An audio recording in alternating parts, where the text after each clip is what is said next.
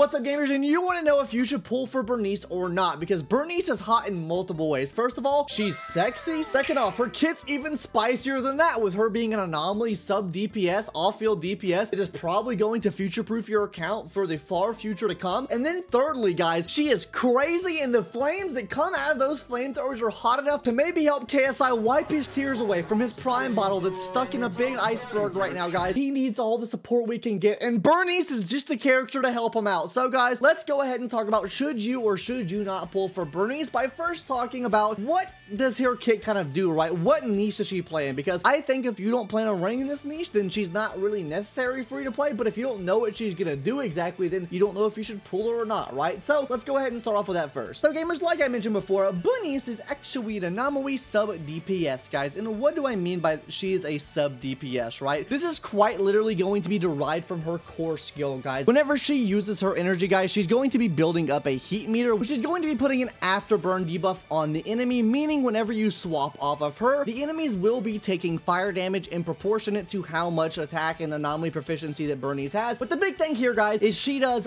off-field damage, which makes her super good, right? So this could actually be a pro or a con for your account, right? Now, why do I say it could be a pro or a con for your account, right? First of all, it's a pro if you have like a main DPS that plays off of just getting anomaly built up on the characters, aka Jane Doe. If you have Jane Doe in your account, I think that Burnice is going to be a match made in heaven for your Jane Doe, right? I think that's an absolutely amazing thing there. Now, this is where the con kind of comes into play, right? I've seen people talk about this in my comment section.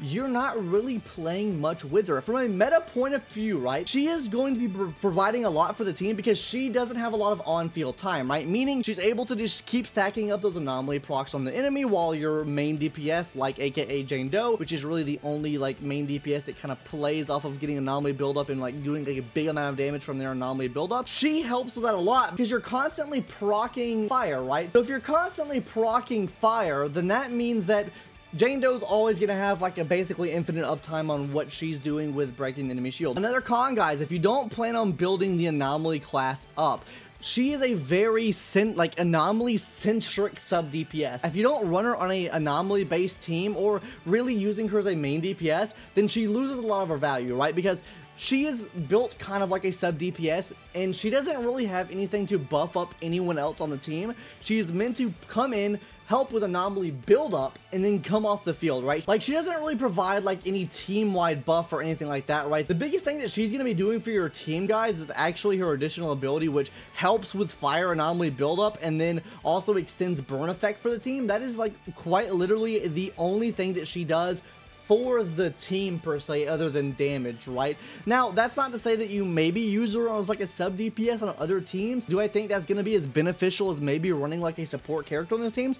Probably not. So that's why I think that's another con for her. And this kind of leads us to our next point now. She's an anomaly queen, but she has no in-between. And what do I mean by this, right? Like I kind of mentioned in my last point, right? She is amazing for anomaly-based teams, right? So she is going to be really spectacular for Anon teams, right? So that's going to make her really good there because, like I mentioned, sub DPS, you can kind of slot in any other main DPS that's going to be playing off of anomaly buildup. Let's make that well known here. Anomaly buildup, she'll be playing really nice with those characters. What she also would work really nicely with in the future is an Anton-like character, right? Basically Anton but fire, right? Because what this is going to do is, if you know Anton comes onto the field, he does his little shock, boom, boom, boom, boom, boom, and reprocs those like lightning shocks on the enemy, and then you have to switch over to Grace, put that anomaly shock back on the enemy. If you had someone like an Anton but fire, you wouldn't have to really switch back to Burnice as often because you're still putting anomaly buildup on the enemy, and then if you have someone that can reproc that anomaly, this is going to be like a match made in heaven for Burnice because you're able to take use of her anomaly proficiency and her anomaly damage that she's doing and reproc that damage with someone else with them doing increased damage on top of that. So basically, you're taking a character that can enhance the anomaly damage already on the enemy and really pop off there, right? And now, why I said that she's an anomaly queen but no in between, like, sure, you can run her as a main DPS. Is she gonna get as much damage as someone like a Jane Doe?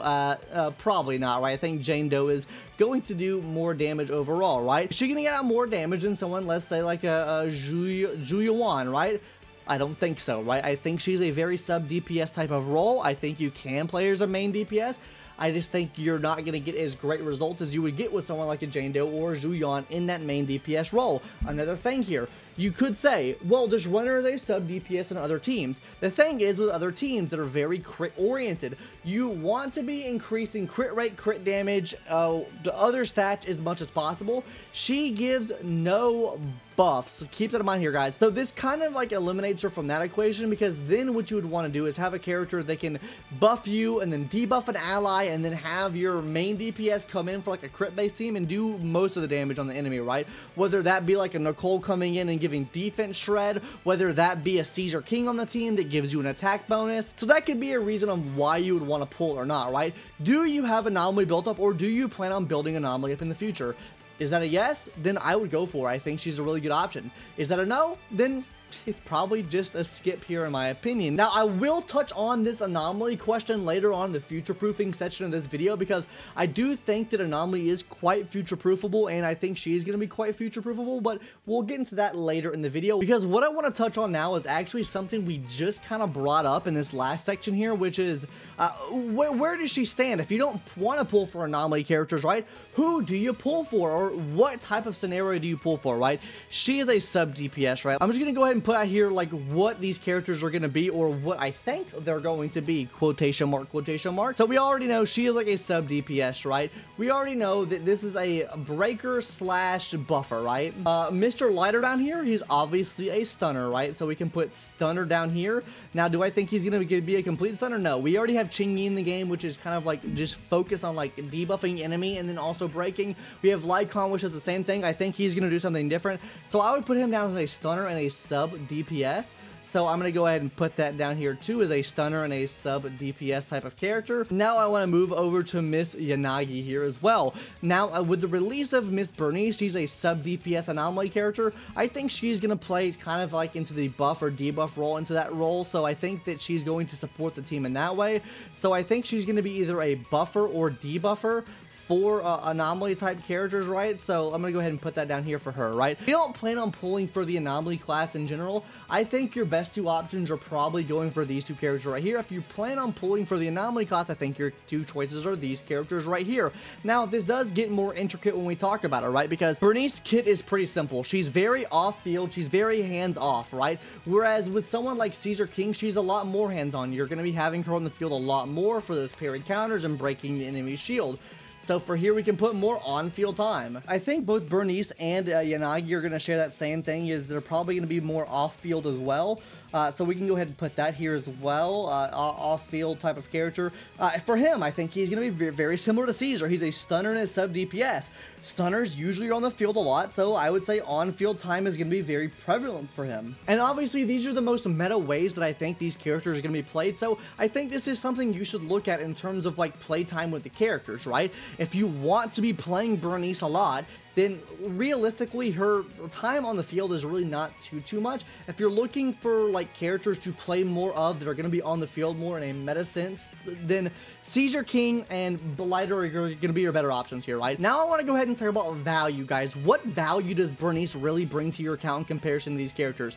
She brings a lot of value to your account for only like anomaly based teams, right? I think she's very anomaly focused. If you plan on pulling for anomaly teams, I think she is going to be the way to go. What value does Ceasar King bring? I think Ceasar King brings you the value of having a more balanced account, because she can kind of work on any team. She works as a pseudo breaker, she gives you attack buff and everything like that. So Ceasar King works as more of a, I guess, balanced character for your account that can kind of be slotted into every single team. So inherently, I do think Ceasar King has more value than Burnice overall, but I do think Burnice fits that anomaly niche a lot better and can be ran on a lot of more anomaly teams than Ceasar King, because we already have another tank character in the game right now that supports anomaly, that is Seth. Where do I think Yanagi's value lies? I think her value lies into anomaly-based teams, but what is the value in comparing Yanagi to Burnice? Who do I think has more value? I think they probably have equal amounts of value. I think it really depends on the team, right? I think Burnice is more of a niche into the anomaly, which I'm going to talk about future-proofing in a second here, right? Because I do think future-proofing is a very big factor that plays into Burnice's kit here. Because right now, currently, I think a buffer for anomaly will help out more so than what Burnice brings to the table. And the reason I say that is because I think Burnice right now only stands to help out characters that want like anomaly buildup. She is there to support those type of characters, right? So like reprocking fire type anomaly characters, right? Or just reprocking anomaly characters. I think she works well in those scenarios, right? Characters like Jane Doe that want to get that anomaly buildup and hit that big damage at the end, I think she helps out for that. But if we're talking about more generic anomaly characters with someone like a Grace, I think that Yanagi helps out there more. So I think in terms of inherent value right now in the game, I think Yanagi maybe brings more to the table right now than what Burnice would give you. So for this, I would probably put on pull priority right now.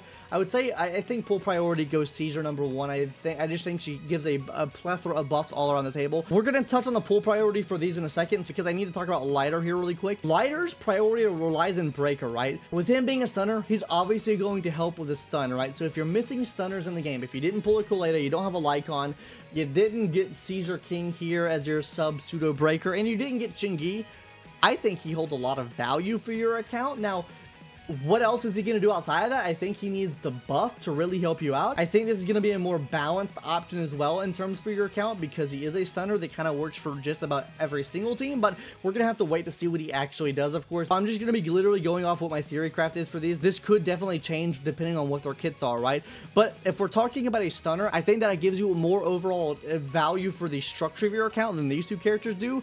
So I'm going to be giving him a 2 right here. For Yanagi right now in the game, if she's a buffer debuffer, I would give her a 3, and then for pull priority, I give her a 4. Because before you guys flame me in the comment section saying, oh, Burnice is not bad, I don't think she's bad. And that's what I want to get to now. Future-proof ability, guys. Future-proofing for your account. I think the insane value that she is going to have for the future is quite literally insane.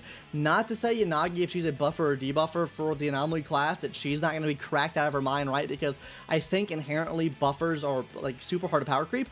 Her case as well. She's a sub DPS, like a sub off-field DPS. She's going to be hard to power creep as well.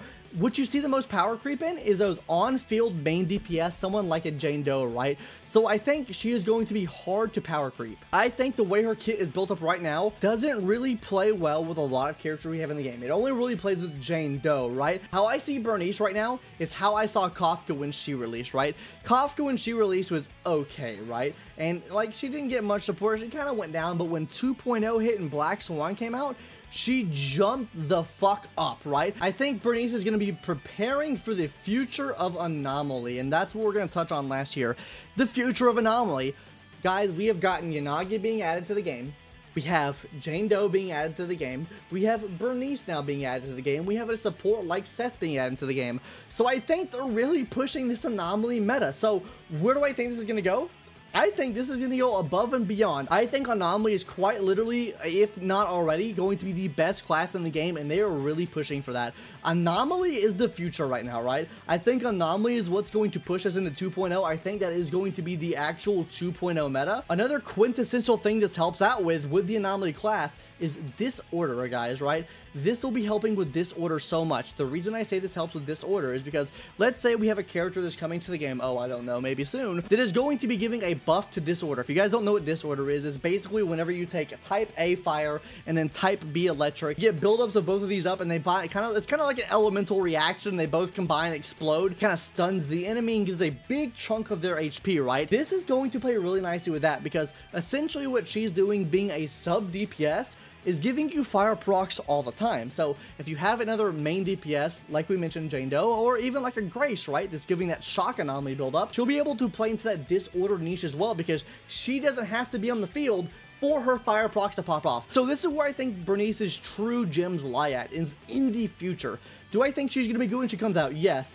Do I think she's going to be better when future characters come out? Absolutely. I think she's very future-proofable. I think she's very similar to like that of a Kafka. I think she's very similar to like that of a Topaz, right?